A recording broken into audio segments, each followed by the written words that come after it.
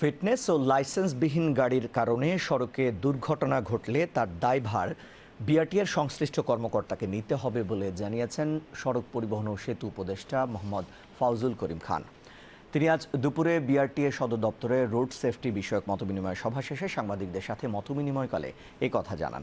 তিনি জানান, সড়কে শৃঙ্খলা বজায় রাখতে গাড়ির মালিকানা পরিবর্তন এবং ড্রাইভিং লাইসেন্স দেওয়ার প্রক্রিয়া আরও সহজ করা হবে। সড়ক পরিবহন এবং সেতু উপদেষ্টা আরও বলেন, 4.5 লাখ ড্রাইভিং লাইসেন্স পেন্ডিং আছে। মার্চের মধ্যেই এগুলো ইস্যু করা যাবে। এ সময় মতবিনিময় সভায় সড়ক পরিবহন ও মহাসড়ক বিভাগের সিনিয়র সচিব মোহাম্মদ ইহসানুল হক, বিআরটিএর চেয়ারম্যান মোহাম্মদ ইয়াসিন সহ সংশ্লিষ্ট কর্মকর্তা বৃন্দ উপস্থিত ছিলেন।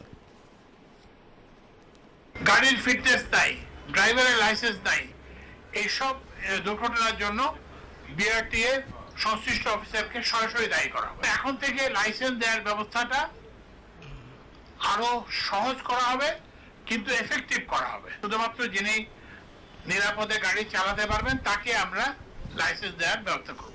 এইটার জন্য আমরা প্রথমেই জোর দিয়েছি ড্রাইভারদের প্রশিক্ষণের উপর। আপনারা জানেন যে 4.5 লক্ষ ড্রাইভিং লাইসেন্স দেওয়া পেন্ডিং আছে।